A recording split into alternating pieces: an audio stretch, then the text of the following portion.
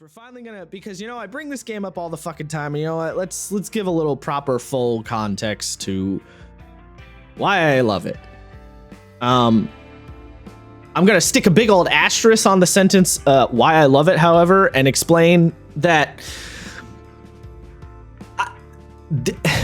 I'm gonna try, but this game has a very strange quality to it that is really hard to explain.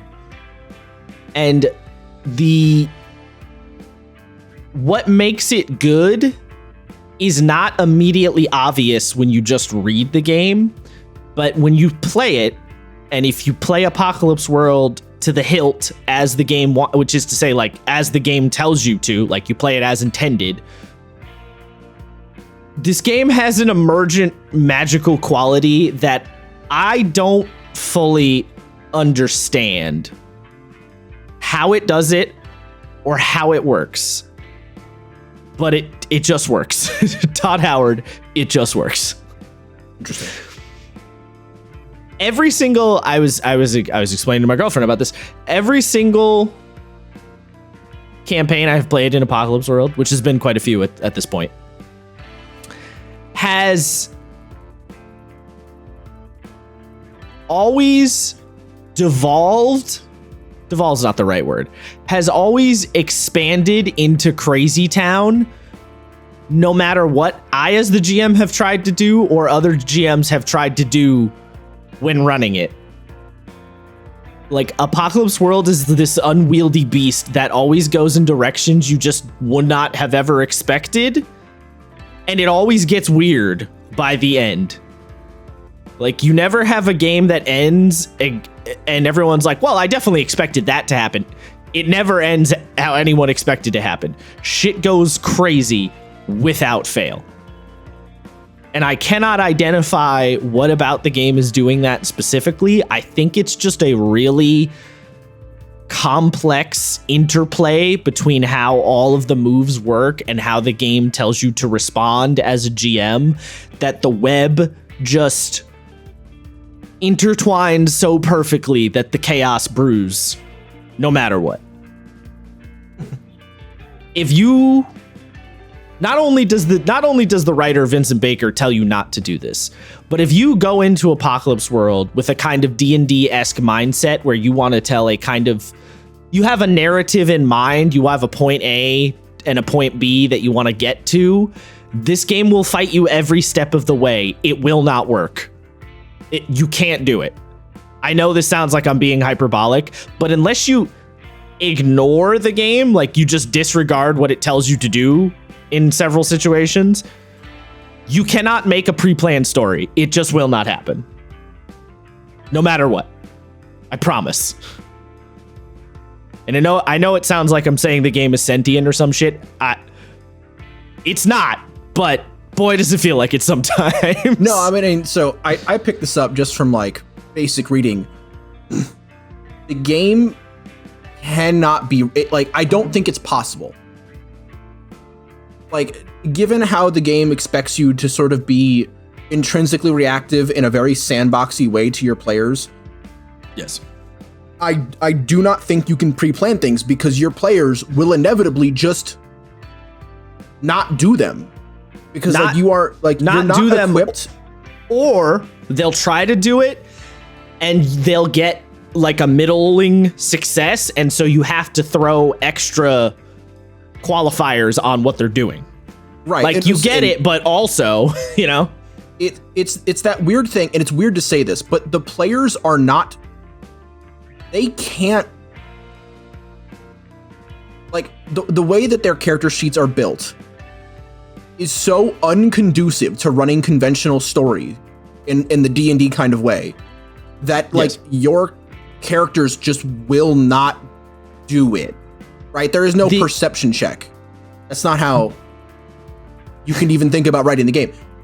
True.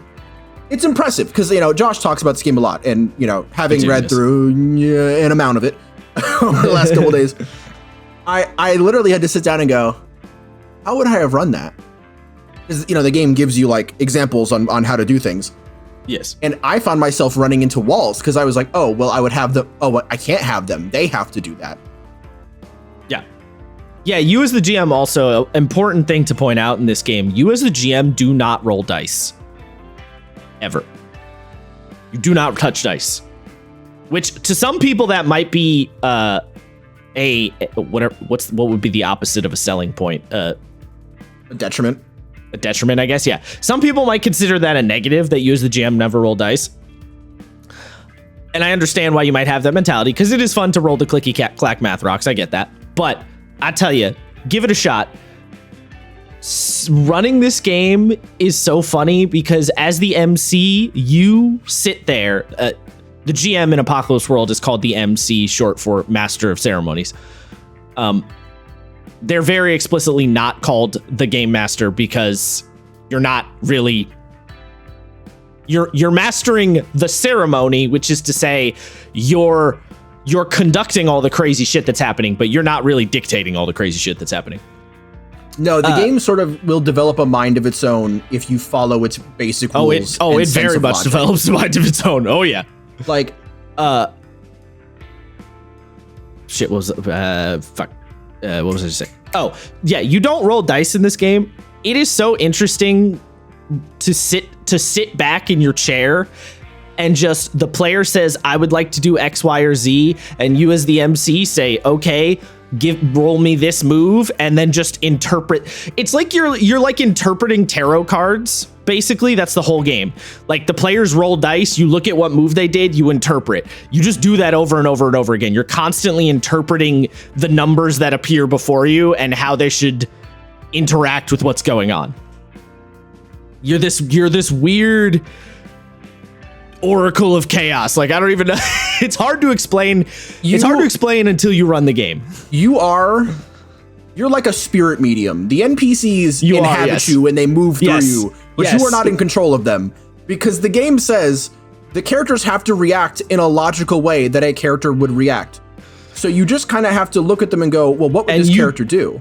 And you pre-establish when you come up with the character, you pre-establish in some basic format what those things they want to do are. And then you follow that logic. You follow that. As the game says, follow the fiction and always say what is true. Like, or always, how does it phrase it? Always be honest. I forget exactly how it phrases it. But always be honest, but misdirect. Yeah. So it's like you establish, what would this character do? I established they are this kind of a person. What would they do in this situation? And then, you follow it. And some people might say, well, don't you do that in D&D? Sometimes. Yeah, kind of, sort of. Like, sort of, but often not. You will often adjust to make things still flow in the direction you want. Yeah, in D&D, your NPCs are an avenue for the adventure that you are writing. Yeah. So you will push them and you will mold them to be the best avenue for which the story is presented to the players. Apocalypse World characters are not beholden to that, and they will not follow that. And again, we're saying this. If you as the Master of Ceremonies want to blunt force it for that to happen, of course. It will happen, but you will find that the game is actively fighting you if you read the rules and run the game as written. Yes, you can ignore how the game tells you to respond, but you will end up fighting the system, and or you will have to go out of your way to go beyond that shit. And it's like it sounds almost a little ridiculous to say that NPCs take on a life of their own, but they often do. And part of the reasoning behind all that is because there's two main factors that make this really possible from the like GM MC side of the table. You don't need to pre-plan a lot in Apocalypse World because your end of the table is very loose and open-ended, right? You don't have stat blocks. You don't need to worry about saving throw DCs. You don't need to worry about damage numbers. You don't need, you worry about damage very loosely, but it's very intuitive damage. You don't need to worry about how much like HP a character has, really. Like, you're not burdened by a lot of the math and shit. So it lets you be on the fly. and the game has no final campaign objective. It's not working towards anything specific. You're following the characters around, and the number one tenet of this game is play to find out what happens. That's really that key thing, is play to find out what happens. Never assume, never predetermine. And there are literally mechanics to help you do that further. Like to lean even more into the what's going to happen aspect.